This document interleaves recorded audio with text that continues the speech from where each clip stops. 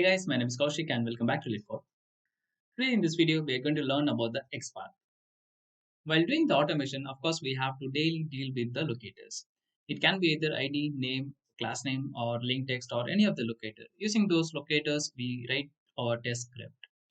Now, of course, in most of the website, we cannot see the ID or name or the class name static. So they might be dynamic, and at sometimes there might not be even ID or the name. So in that scenario, of course, we have to go with the XPath. There are two type of XPath majorly. One is this absolute and another one is this relative. We never prefer this absolute XPath. The reason is in absolute XPath, we have to write from the root of the HTML document. For example, if I want to find a simple text box, I have to go from the HTML tag and then I have to follow the body, and in the body I have to go to the div, and from the div I have to go to the button or maybe the input tag. But in terms of relative XPath, I can locate the button or the input tag directly. So that is the major difference between absolute and the relative.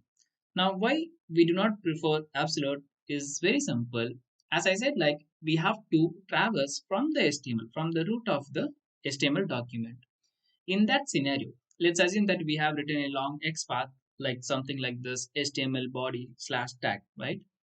Now, if the tag name or if there is another tag is going to be introduced in between, maybe in the next sprint, of course, the absolute XPath is going to break. So we have to write XPath in such a manner that even in the next sprint or maybe in some another time, the XPath should not be broke until if there is any business requirement changes and if any of the functionality is going to remove. Of course, that are rare cases. We cannot do anything with that. Of course, that's why we have to do the test case maintenance. But whatever the XPath we are going to write, we have to make sure that it's not breakable and we can use for most of the scenario. So for that, of course, we have to learn the relative XPath. Absolute XPath always starts from the HTML or maybe from the single slash, whereas relative XPath always starts with the double slash. So anything starts with double slash in the DOM, it's known as relative XPath. It is more stable compared to absolute XPath, and of course, it is easy to write and also easy to maintain. There are plenty of patterns available to write a XPath, but of course, I cannot show all the demos. So that's why I have just taken 9 XPath patterns majorly that are mostly used in any of the testing domain. It can be either Selenium, Protractor, or whatever framework you are going to use. That doesn't really matter. XPath is common and it is most to the browser, and it's going to be very similar for Chrome, Firefox, or all the major browsers. So we'll cover one by one with the demo example as well. So first we are going to learn about the attribute based XPath. The frequently asked question in the attribute based XPath is like when we have to go with the attribute based XPath, or what are the attributes we can use or what are the attributes we should not use. So let's see with a demo example. So this is my website letcode.in, and here let's assume that we are going to find XPath for this particular button. Now, of course, when we have to go with XPath means definitely if there is no ID, name, or class name, or maybe link text, or based on the element, if there is no static locator.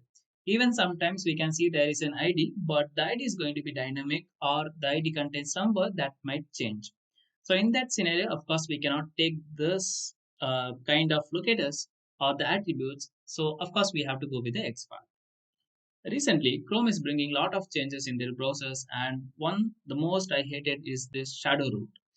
This application I have developed, and I know that my application doesn't have any of the shadow root elements. But when I tried to inspect and I found that there is a shadow root, then I checked with some other website as well, and I found that this is actually feature of Chrome that has been introduced in the version 84 or maybe 85. So currently I'm using the 85, so I think it's from the 84. Sometimes this makes me very confused.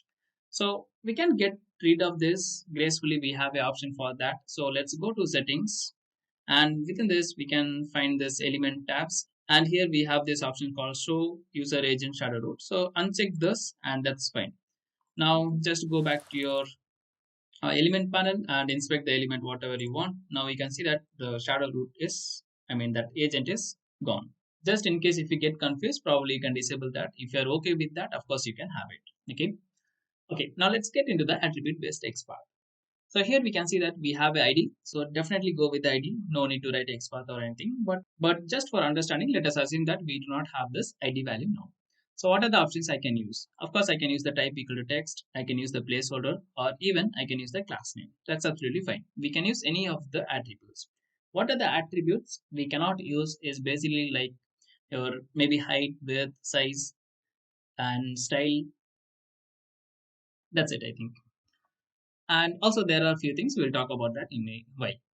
Let's see the very basic syntax how to write this input, this element with the help of XPath.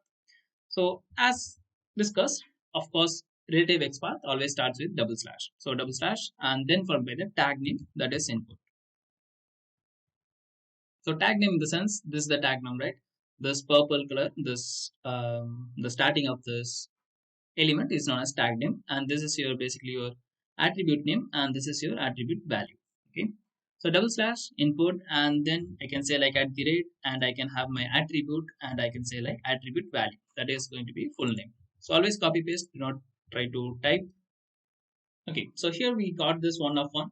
If your XPath is giving one of one means of course it's very good, it's ready to use. Okay, let's see with another things as well. So I'm just going to copy this placeholder, and here we'll say like double slash then followed by tag name that is input, and at the rate placeholder equal to the value of this placeholder, right? So I'm just going to copy this and paste over here.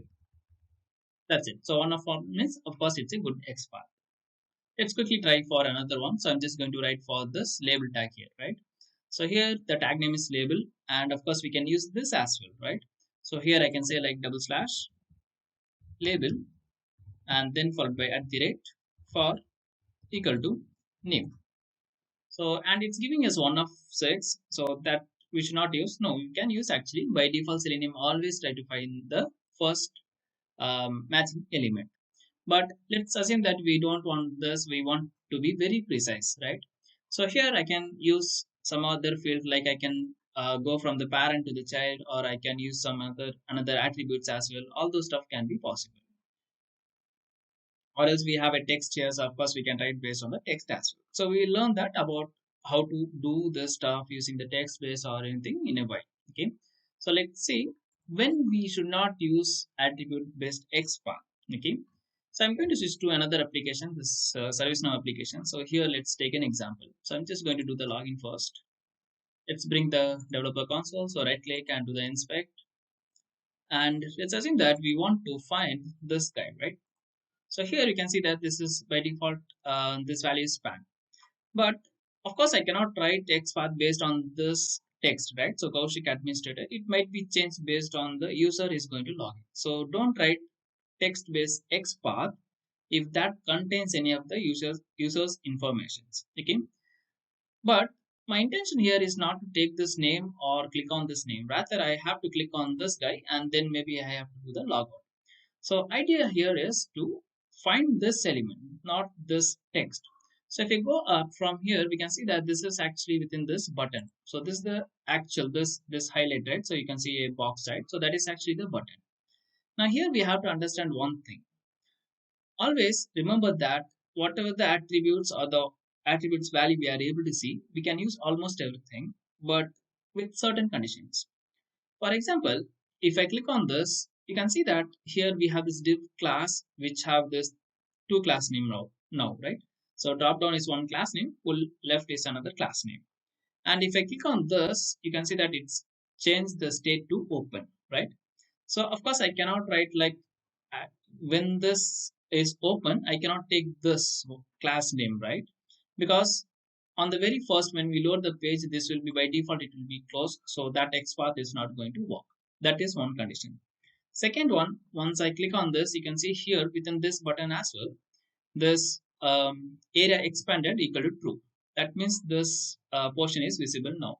But if I click on this, the area is going to be expanded equals to false, right? That means the pop-up is not there as of now. So don't write XPath based on the conditionals like true or false, or it is going to add some another class name, or maybe with some conditional basement technically, right? I hope you understood what I'm trying to say now, right? Of course, we can write the XPath using this area label or maybe the data original title. But here we have an attribute called title and it doesn't have any of the value. So if there is no value, but we have an attribute, don't consider that one. That is not a good way of writing any of the XPath. Okay. Of course, you can say Kaushik here, we have ID. Of course, I have to go with that. Why I have to take this area label or something. That's absolutely fine. But just for your learning, let's assume that we do not have ID or any static data. So that's why we are trying to go with any other optional attributes. Okay, perfect. But most of the time, it is not necessary. We should always use the XPath. Sometimes CSS makes very handy comparing to XPath in certain scenarios.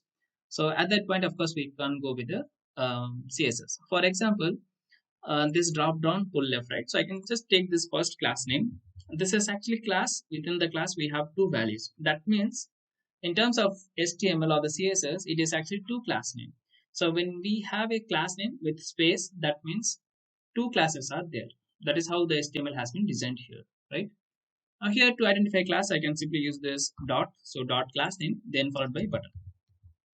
Now you can see that it's giving one of one. That means of course our CSS is correct. So it is not necessary. We have to go with the XPath always. Sometimes CSS are very short and very easy to use. So based on your requirement or based on your applications, you can just go here and there. So I hope that makes sense to you when we have to go with the attribute or when we should not use any of the attribute or what attributes can be used. Let's move to the second one. So that's going to be conditional based XPath. So conditional based XPath in the sense we can write XPath based on the AND or the OR conditions.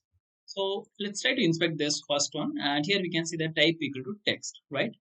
Or maybe I can go with the sign up page here probably. So if I go and inspect this, and here we can see that we have a ID equal to name and the type equal to text. Let's assume that we are interested to take based on the text here, right? So Control F, double slash, input,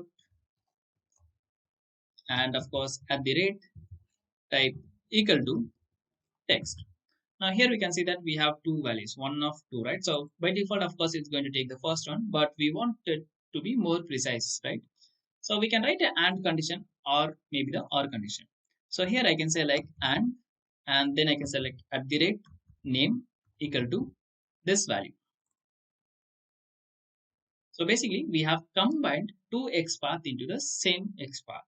So double slash input is my tag name at the rate to identify any of the attribute based XPath, and this is my attribute name and this is my attribute value, and I have an AND condition, and then it is at the rate name equal to name. So that is my another XPath. We can use the like AND, or maybe we can also go with the OR condition. So OR condition means of course this or that, and is like this and this should be matched. I hope you got the idea. Just a basic AND or condition, right? You might also ask me like, Kaushik, do I have to use always AND or is there any way? Of course, there are plenty of ways. So let me show you another way, right? So when I give like input at type equal to text, it is giving only two, right? That means one of two. But I want to take only the one value, not the two values. So I can write another square bracket, another XPath pattern, and here I can say like at the rate name equal to name. That means now this is going to be one attribute based and this is going to be another attribute. And the tag name is very same for both the attributes because of course they are within the same element. So of course we can use like this as well. Can I write and between this? Of course not. That is not the syntax here. So if you have to use the and condition, just you have to make within the same square bracket, or else we can have two square brackets. That means two attributes based XPath, right? Now we are going to use the collections based. Now most of the people say that hey, you should not use collection based XPath. The XPath should be always one of one, and uh, using collection based XPath is not recommended. Yeah, I agree to all the stuff whatever people say, but not necessarily it is always correct. Don't judge me here. Based on my experience, I'm saying that sometimes there is no options. We have to go with the collection based. Yeah, it happens. At least happening with my application. So sometimes we have to go. There is no choices. Even though whatever you do, sometimes we have to do. I'm just going to teach you the syntax. It is purely based on you whether you are going to use it or you are not going to use it. It's very simple, nothing much here. For example, if I just remove this guys here, now we have this type text equal to one of two. I just want one of one and I'm interested to take the first one. So I can simply cut this guy and put within a normal bracket, and after the bracket I can say like square brackets, and within that I can pass my question. Zero, not zero, sorry, it should be always starts from one. This one is like your indexing. In programming, index starts from 0, but in XPath, it always starts from 1. Okay. So here we can see that double slash input at the rate type equal to text. So our simple XPath, we have enclosed that within this bracket, normal bracket, and after that we have used this square bracket. Now here if I say like 2, then it's going to go to the second one, right? So if I say 3, of course it's not going to work because we do not have any matching pattern. So if the pattern is going to match, here we'll get like some value, maybe 1 or maybe 1 of something like that, or else of course it's going to be 0 of 0. Okay, so let's undo this to 1, right? Now also we are going to learn about the few of the functions that are mostly used. Functions in the sense last minus n, position equal to n, or position lesser than, greater than, and contains, right? Let's see that. So if you remember, we already discussed about this like double slash input. Let's go to the previous page. That is more handy, I think. Okay, so let me inspect this guy. And here you can see that we have a placeholder, and this placeholder value is like first name, enter first name and last name, right? So let's copy this. And here we'll say like double slash input at the rate placeholder. And one more thing, if you're learning XPath for the first time, I will recommend you to use the notepad. Just write the XPath there, build the pattern, and copy the pattern and paste in your browser, and then you can validate it's one of one. Then you can use in your script. Don't write within the browser itself for the first time if you're learning, because whenever you say like double slash input or any of the tag name, the DOM is going to move here and there, and you might get confused. Okay, so here we have this double slash input at the rate placeholder equal to enter first name and last name. So we have built the pattern and it's of course one of one, right? But let's say that we don't want to write this fully, rather we want to write this partially like enter name or the enter first. And of course it's not going to work because whenever we give any of the attribute, the value should be exactly same. But of course using the XPath, we can write XPath is all about pattern. So here I can say like contains at the rate placeholder and comma. So whenever I say contains, then it should not be equals, it should be comma. Remember that. And then I can close the bracket. So now what we have done is basically we have tried to get the attribute value partially. So double slash input, of course the tag name, and contains is a function, and within the function we are passing the attribute name. So at the rate attribute name, that is placeholder here. And of course I said contains, that means of course I have to go with the comma. So if I say equal to here, of course it's not going to work. So equal to means it's like in string function we have this dot equals, right? So we are checking two strings to be equal, but in this scenario we are checking partially, so of course I have to go with the comma here. Okay, so let's see another example. So here I'm just going to say like double slash and then followed by input. This is also XPath. So double slash and then followed by tag name, that is also XPath. Anything starts with double slash, of course it's a XPath. Okay, now here we are getting 1 of 6, but I'm interested to get on this last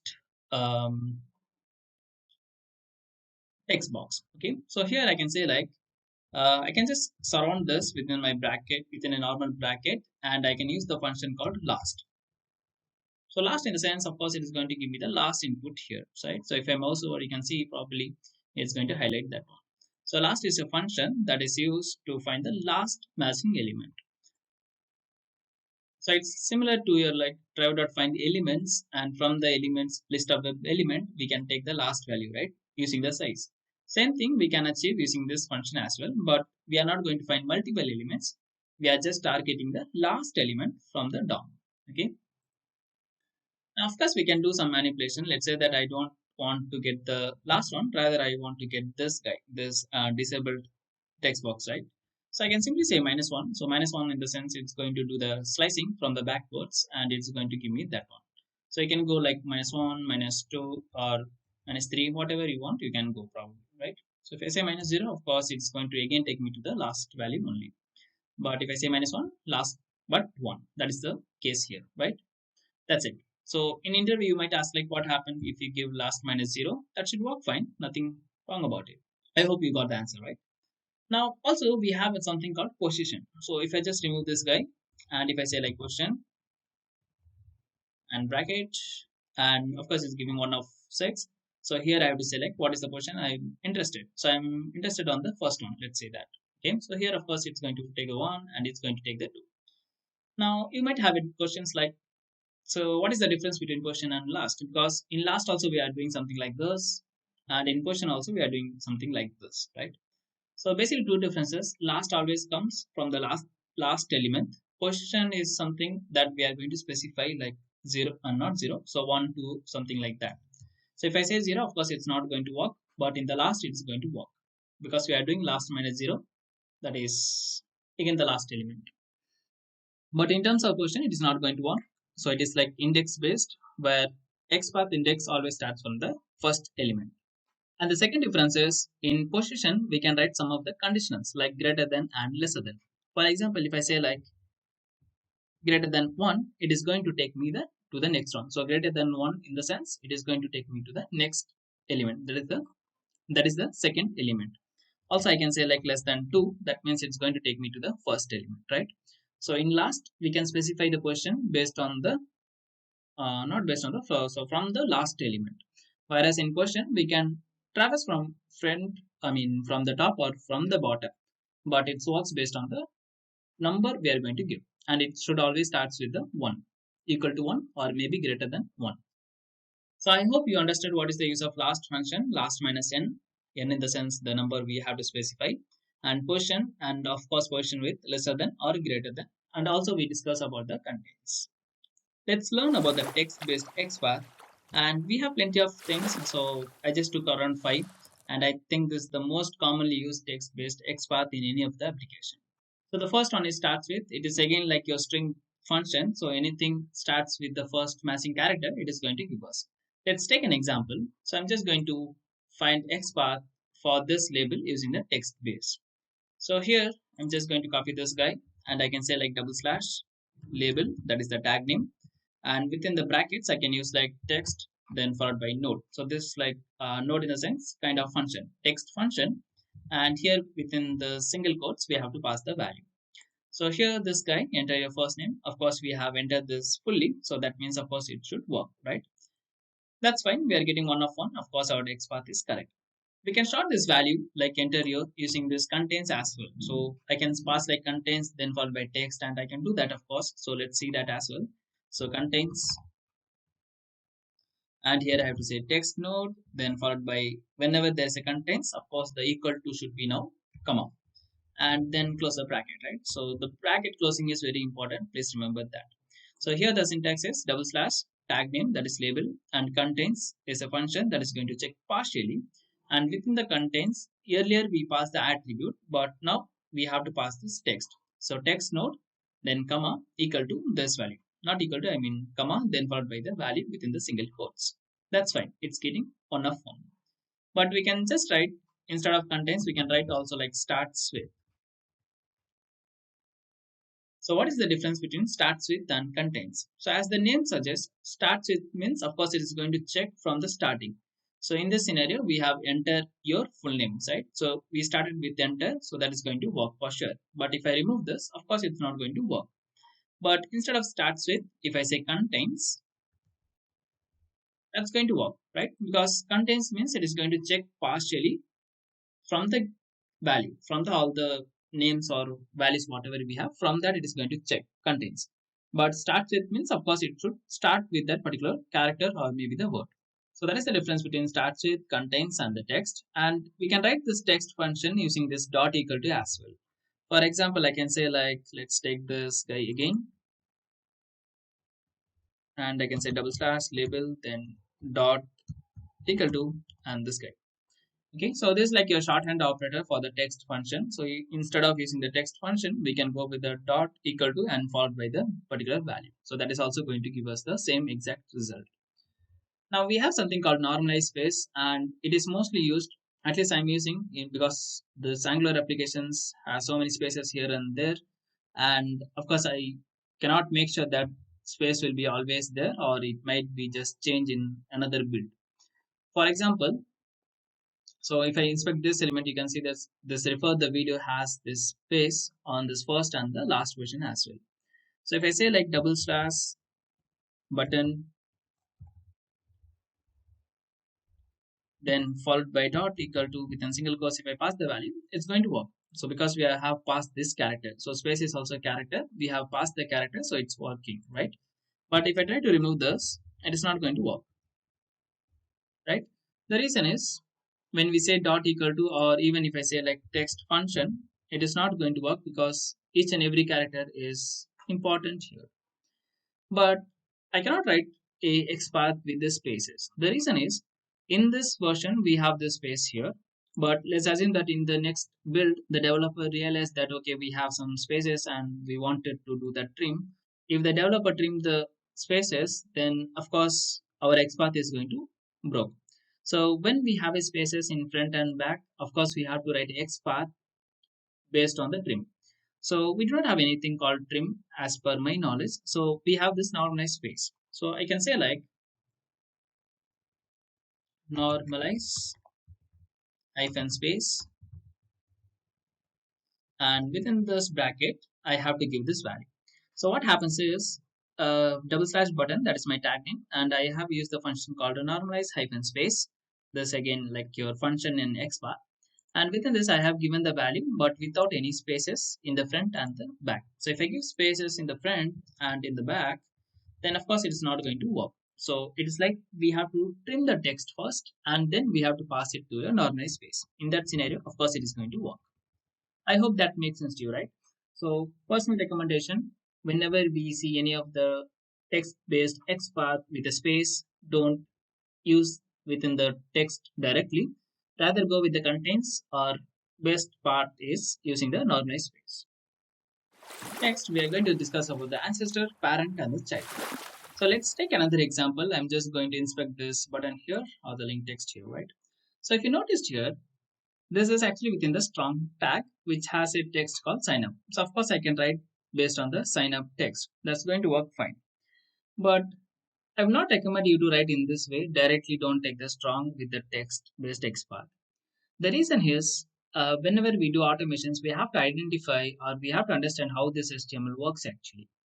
So here, if you notice, this strong tag is within this A tag. So technically, this A is the responsible for all the click actions. So when I click on this actions, when I click on this link or this button or whatever it looks like, when I do the click action, it is going to perform something. And that click event will be registered by this particular A tag, not this strong. There might be a situation, it is also going to take the scenario because both are within the nested instance within the same element. Of course it's going to work even if you write the strong with the text, but my personal recommendation, don't do that. Instead of that, take the parent one, this A tag, for any of your click actions. So let's see how to do that. So I'm just going to copy this text. So here we'll say like double slash strong, and then followed by dot equal to this guy, so sign up, and of course we got one of one. But I'm interested on this A tag. Based on that only I'm going to do some of the click actions or whatever I wanted to do.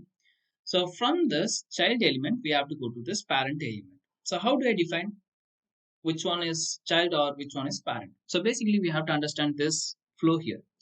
It's very easy to understand, just watch carefully. So here we have this arrow, right? So if I expand this arrow, this is my A tag. Within this we have the strong, and the A tag is closing here. So for this strong tag, this A tag is the parent, and this A tag is within this div tag. So it is like A tag is now child of div tag. So strong is basically ancestor of the, div is the ancestor of this particular strong tag. Okay. So ancestor in the sense parent's parent, right? So let's find the parent of this A tag, right? So I can do in two ways. So slash parent and colon A. So when I say slash parent means, of course, it is going to take the immediate parent of that particular child. And then I have to specify the tag name, that is A in this scenario. And after that, either we can stop or we can be more precise, and I can say like square bracket and at the rate class, and we have class called this class. So basically button is primary, so I have just stopped with that class. This is also fine, but just to give more value to it, we can copy this value and not this one, so copy and pass it here, right? So this is also going to work fine, and the previous one also works. So which is the best? Nothing like best or worst here in this scenario, at least, because we have only one a tag for that particular child. If we have multiple a tags for the given child, and if we want it to be very specific, then probably we can combine one or more patterns here, right?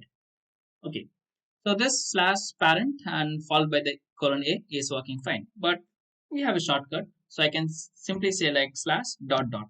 So it is going to take to your parent. How does it works means basically same thing we do in our command prompt, right? So we can say like cd then followed by the folder name. If you want it to come back to the previous folder, again we say like cd dot dot. So same thing here, dot dot slash dot dot. It means it is going to the parent of that child, right? That's it. Now let's say that I wanted to from this navbar, from this particular this div tag, I wanted to go to this child tag, right? So let's write a XPath for this. So double slash div, and then I can say like at the rate class equal to this guy. So one of one. So our parent element is all set now, and from there I wanted to go to this particular a tag. So this is basically my child tag, right? So here I can say like slash div and then followed by slash a. So it is not immediate child actually. So that's the reason we have went to this child, and from this child we are taking this child, right? So that's going to work. And now here you can see that we are getting one of two. First element of course is going to take, but just in case if you are going to make it more precisely, probably you can write something like position or maybe collections, or maybe we can use this attribute as well, right? So I'm just going to copy this.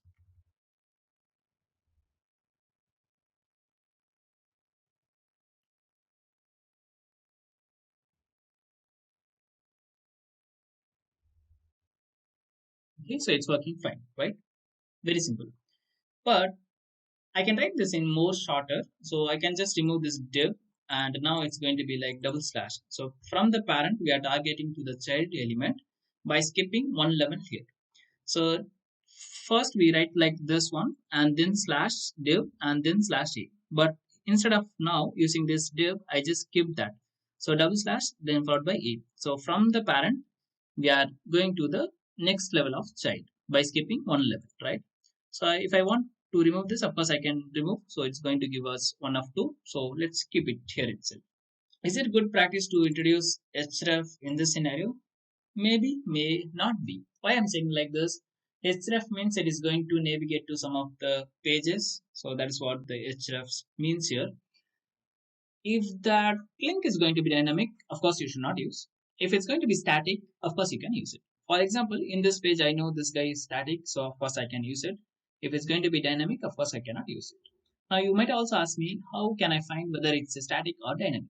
Very simple.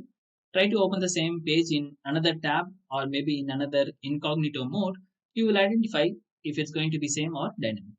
I hope that makes sense to you, right? And also I can write like this. So slash then followed by child of this div, and from the div I can go to the a tag, right? So I can use like this. So like parent, similarly we can do the child. So parent is basically moving upwards, child is basically moving downwards. That's the only difference here. Now also we have something called ancestor. So let's see that as well. So I'm going to take this ServiceNow application again, and let's assume that we are going to find this button first, and from this button we are interested to find this text box. Not the real-time scenario, but just for your understanding, let me give you this example here. Okay, so here first of all, of course, we have to write this button. So let's assume that we are going to write based on the text base. So double slash button and then followed by dot equal to this guy, that is login. And of course, copy paste the values. Don't write as I'm doing. That's not the best way. Okay, so from this button, let's assume that we wanted to go to this particular div class login. So let's see the structure as well. So here we have this form guy. So within this form guy, we have this div, and within this div, we have this another div, and then we have couple of divs, and then within this last div, we have this. So currently we are on this button now. Now from here, I wanted to go to the topmost div, that is this guy, right? So not this one. So this is my ancestor. So this is basically your parent. So if I wanted to go to this particular div, I can use the parent. But my intention is to go to this guy, right? So here I can say like slash, then followed by ancestor, and then I can say the div. So it's going to take me to this particular div here, right? Now, of course, it's giving one of two. So if I just wanted to make it precisely, I can say like at the rate class equal to login. So I have class equal to login, so I'm able to use it. But just in case if I don't have, maybe I can use some of the collections based XPath, and that's going to work for sure. Okay. So I hope that makes sense how to use this ancestor, parent, and the child concept. Now let us also understand the access, which is most preferred. I can't say preferred, but it's mostly helpful. For example, let's take the same example. So here we have this text box, and here we have like input type equal to ID something. Let's assume we don't have anything, but we know that this input tag has a label. So let us also understand the relationship here. So this is my parent tag div, and this div has two children, this label tag and the input. So basically, this label and the input are siblings. Now, in the access-based XPath, there are two types mostly used. One is the following, and another one is the preceding. So I'm going to make it very simple. If you're traversing to the downwards, you go with the following. If you wanted to traverse upwards, you have to go with the preceding. In following and preceding, also we have two types. So following sibling, preceding sibling. So what's following? So following in the sense, let's first see the sibling. So this two guys are basically siblings, right? So I have to find this one first. So let's write quickly. So double slash label and at the rate, then followed by not at the rate. So I'm just going to use the text function here and the value. So username, right? So one of one, of course, it's correct. Now from this guy, I am interested to take this input tag. So of course, it's like downwards. So first thing, of course, I have to say like following. And of course, we know that this label and this input tag are sibling, right? So here I can select hyphen sibling and then colon followed by the tag name that is input. So here we can see one of one. Of course, that means it's very correct or very accurate. Still, if you wanted to go further, you can add square bracket and whatever the attribute or XPath you wanted to write, of course, you can write. For example, I can say like at ID equal to this value. Of course, we need to use ID. In case if you have any other good attributes, of course, we can use that, right? So this is what we have done is basically from this label tag, we have taken this following sibling and the input. The same thing is going to reciprocate for the preceding sibling as well. For example, let's say that I wanted to find this same input box, but from the input box, I wanted to find or go to this particular label tag. So let's write this. So double slash input and then followed by ID equal to username. So we are on this particular input tag. Now from here, we wanted to traverse to this particular label. So we are moving to the upwards. So of course, I have to say slash preceding. And we know that the relationship here is basically the sibling. So I have to say hyphen sibling and colon followed by the label. So that is my tag name, right? So it's working fine. But most of the time, what happens if we have multiple attributes or if we have multiple elements within the same parent, it will always go to the topmost in terms of preceding sibling or preceding. But if you just wanted to be more precise, you can of course use the attributes or maybe you can go with the indexing like one. So whenever we are going to use any of the preceding hyphen sibling or preceding, make sure we are going to do the indexing or maybe you are going to use any of the attributes. Okay. So we learned what is the preceding sibling and the following sibling. Let us also understand the following and the preceding. So I'm just going to take this same example here again with this label. So let's copy this guy and here I'm going to paste like double slash label and then followed by text equal to or dot equal to, and within this we have to pass the value. It's working one of one, of course. Now when I say slash following colon and if I say import, it is also going to give me all the inputs that are available within this particular site. So from the first question, it is going to give me all the next input tag. So if I wanted to go to this particular password input field from this username field, I can say like of 2. So that means we have traveled to the second one. So here you can see this guy is basically highlighting. Okay. But if I wanted to go for the first one, of course I can use the first one. So based on the following sibling or the following, you have to use. So if you are interested to find from the label to the second input, of course you can pass it like 2. Or if you just wanted to get the first one, of course you can go with the first one. Okay. Same applies for the preceding as well. So I think you probably can do of your own, right? So next we are going to learn about the wildcard. So in XPath we have here the wildcards like the star. So for example, if I say double slash star, that means it's going to take all the tags name, and here you can see that we have almost 304 tags, right? So double slash star means it's going to take all the elements. For example, when it is going to be very useful in the sense, for example, it's assume that we have this id equal to username. But how do we know that this ID is unique or not, right? So we can copy the value and we can say like double slash star and then followed by at the rate ID equal to this value. So what happens in the sense, it is going to check for this ID value for the entire tags present in this particular DOM. So in this way, we can confirm if this is going to be one of one. So we can confirm that this ID is unique. But there is a problem in this. Problem in the sense there is another scenario which occurs few cases. When we have a DOM and if we have multiple frames or the iframes, and if both the iframes have same ID, even if you write XPath like this, it is going to give you 2 matches. But Selenium can of course interact with the parent or the root document. It is not going to go to the child frame of its own, so we have to do the switching. But when we try to find that XPath in the DOM, it will give you like one of two, and we cannot write the very correct one. So you have to check whether you are within the frame or not. Okay, let's take another example as well. So here if I go back to this particular page, and here we have this placeholder equal to enter first name and last name, right? So we can write like double slash input at the rate placeholder equal to this value, right? But instead of placeholder, I can also say like at the rate star. That means it is going to take any of the value, and it is going to give you the match. So that means this placeholder, instead of placeholder, we have just used this wildcard as star. So we can also write in this way as well. Is it going to be very useful? No, not that much, but of course you can use it just in case if you are lazy to type the placeholder fully. Okay. Okay, the final part we are going to find the SVG element, and for that I'm just going to use this LinkedIn application. And here you can see that the tag name is SVG. So SVG means scalable vector graphics, if I'm not wrong. And if I wanted to find this, we cannot find directly like double slash SVG as we do for all the elements, right? So if I say double slash SVG and enter, of course it's not going to work. So SVG doesn't able to find.